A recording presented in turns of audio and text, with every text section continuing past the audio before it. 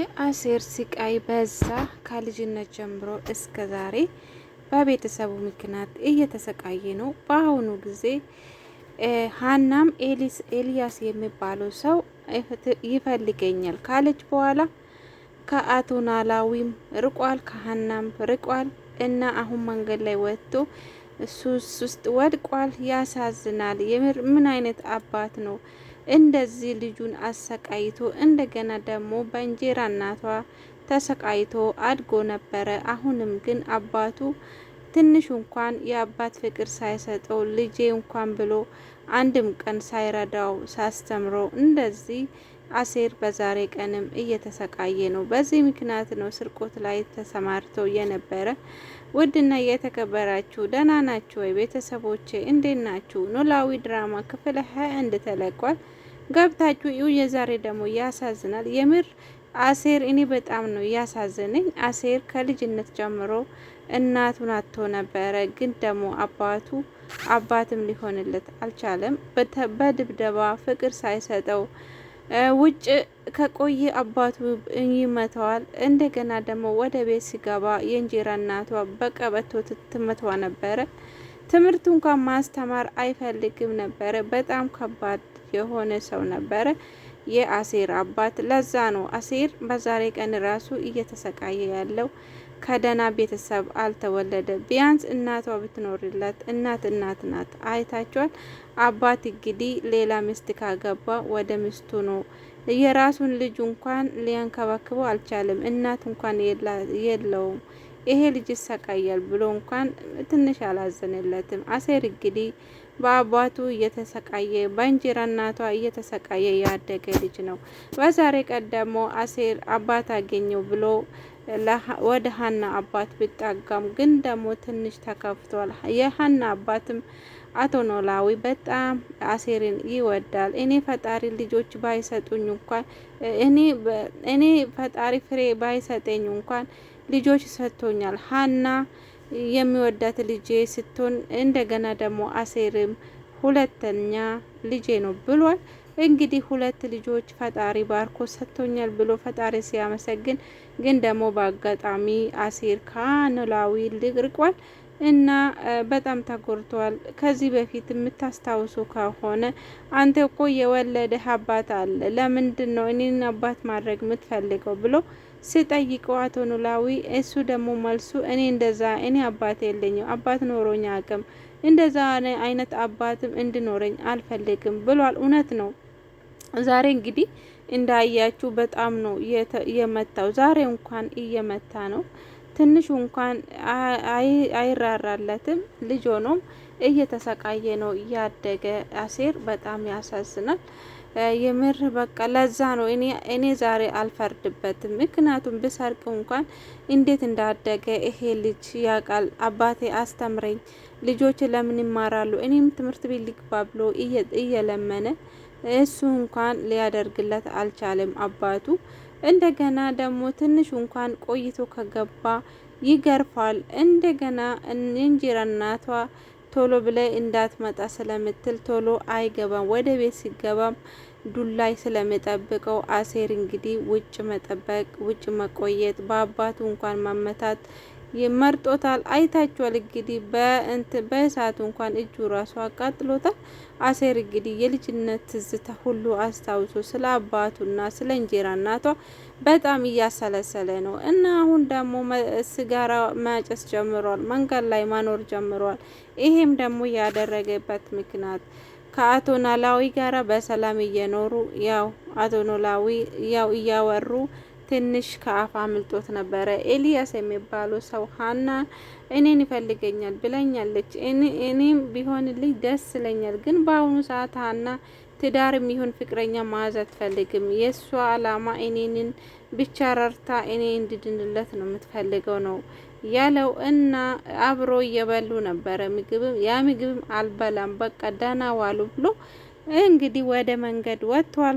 ሲጋራ ማጨስ ጀምሯል። አሁን ግን ጥሩ ሁኔታ ውስጥ አይደለም። እንደው ሀና እንኳን ብደርስለት እንደዚህ ከቀጠለ አሴር ራሱን እንደሚጎዳ እርግጠኛ ነኝ። አሁን ራሱ መርዳት እንኳን አይፈልግም። ሲቸገር ትንሽ ብር ስጠኝ ብሎ አባቱን ቢጠይቅም አባቱ ግን መልሱ ዱላ ነበረ። አሁን እንኳን አድጎ ለልጁ የሚራራላት አባት አይደለም። እና ኖላዊ ምን ይሁን? በዚህ በሀና ፍቅር ተጠምዷል። እንግዲህ ፍቅር ብዙ ነገር ነው። አልነገራትም። ከነገርኳት ደግሞ እህትነትን አጣለው፣ እንደው ከፍቅር እህትነት ይበልጥብኛል ብሎ ፈርቶ ለራሱ አውርቶ እንግዲህ እንዳያችሁ አሴር በጣም ነበረ ሀናን ያፈቀራት። ግን ደግሞ በህልም ራሱ እያየ ብዙ ነገር ያደርጋል። መንገድ ላይም እየሄደ የእሷ ነገር እያስታወሰ ብዙ ነገር ስቃይን እያየ ነው። አሁን ደግሞ ይሄ ነገር ሲፈጠር ያው ኤልያስ የሚባለው ሰው ስለምትፈልግ እኔ ስለማትፈልግ ከሷ ልራቅ ወይ ደግሞ እንደ ለመድኩ መንገድ ላይ ሊኖር እያለ ነው። እንግዲህ ስርቆትም ትቶ ነበረ ከአቶ ኖላዊ ጋራ መኖር ከጀመረ ከሱ የሚያገኝ ምክር ሁሉ ለሱ እንደ መድኃኒት ነበረ የጠቀመው። ለዛ ነው ራሱን ለውጦ ወደ ደህና ሰው ተመልሶ ነበረ። ባለፈው ራሱ መስረቅ ያሰበው አቶ ኖላዊ ስለራበው እኔ ያው ቡሌን እየበላው ስለሆነ ይሄ ደግሞ ይሄ ትራፊ ምግብ ለአንተ ስለማይሆን እኔ ስርቆትን መርጫለሁ፣ ለዛ ነው እንጂ እኔ ስርቆትን ካስወኩት ቆይቻለሁ ብሎ ነበረ። የምር ምን አይል አቶ ኖላዊ እንደሚወደው ነው እኔ ገመትኩት። ምክንያቱም አባቴ አንተ ነው ብለዋል። እኔ ሌላ አባቴ የለኝም ሊኖረኝም አይችልም ብሏል። የምር እንደዚህ አይነት አባት በጣም ከባድ ነው። ማንም ሰው እንዲህ አይነት አባት አይመኝም። እንደዚህ በዱላ የሚመኝ አባት ሊሆን አይችልም። ሌላ ደግሞ ጄት የሚባለው ልጅ በአሁኑ ሰዓት ሰላምን ያው የአንቺ ፍቅር የመጨረሻ እጠይቅሻለሁ፣ ከዚህ በፊትም የእናንተ ሰራተኛ ቢሆንም በአሁኑ ጊዜ ግን የአንቺ ፍቅር ከብዶኛል ብሎ እያታለላት ነው። ሰላም ግን ምን ሆና ነው? ለምንድን ነው ካለፈ ህይወት ማትማረው? እና ከዚህ በፊት ምን እንደሆነች ታውቃለች። እና ያልተፈለገ እርግዝና ሁሉ የተፈጠረው ይሄ ለመሆን ነው። አንዳንድ ሰዎች በምላስ ብቻ እወድሻለሁ፣ አፈቅርሻለሁ ስል ያ ነገር ደግሞ ብዙ ነገር ያደርጋል። እና ግን ደግሞ እሱ የፈለገ ይሄ ጄት የፈለገ ሀናን እጄን ካላስገባው እያለ ነው። ሰላም መጠቀሚያ ያድርገው ሀናን ወደ ራሱ ለማምጣት ነው። መቼም ቢሆን ወይዘሪት ሜላት ራሱ አልፈቀደችለትም። ሁለተኛ ከሀና ጋር እንድታወራ አልፈቅድልህም። ስንት ሴቶቹን እየጨረስክ ሰው ነህና አሁን ደግሞ ከሀና ጋራ ያለ ግንኙነት አቁም። ሀና ለአንተ አትመጥንም። ሀና ማለት ለእኛ ልዩ ሴት ናት፣ ሰራተኛ ብቻ አይደለችም ነው ያለችው። እውነቷን ነው ወይዘሮ ሜላት፣ እንደዛ ነው። ሀና ማለት ንጹህ ሴት ናት። አሴር ግን በሀና ፍቅር ስለተጎዳ ትክክለኛ አፍቃሪው አሴር ነው። ከአሴር ጋር አንድ ላይ ቢሆኑ ጥሩ ነው።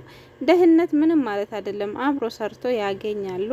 አሴርም እንደዚህ መንገድ ላይ ወጥቶ ህይወቱ ከሚበላሽ ሀና ጋር አንድ ላይ ቢሆኑ ደስ ይላል። እንግዲህ ሰላም እንግዲህ አሁን ደግሞ ካገገመች በኋላ ከጄት ጋራ ወጣ ማለት ጀመረች። ብቻ እኔ ገርሞኛል። አይታችሁ ወይዘሮ ሜላት ደጋግማ እየጠየቀች ነው። ሰላምን ብትጠይቅም መልስ አላገኘችም። የአንቺ ህመም ምክንያት ምንድን ነው ብላ ብትጠይቅም ዶክተሩን ለምን አልጠየቅሽም እያለች አጭር መልስ ነው የምትሰጠው። ሰላም እንግዲህ በዛሬ ቀን ሀና ብትጠይቅም ሀናም ደም ስለፈሰሰ ብቻ ነው እንጂ ሌላ ችግር ምንም የለም ብላ ሸፋፍና ነው ያለፈችው። ቢሆንም ግን ወይዘሮ ሜላት አልተዋጠለትም።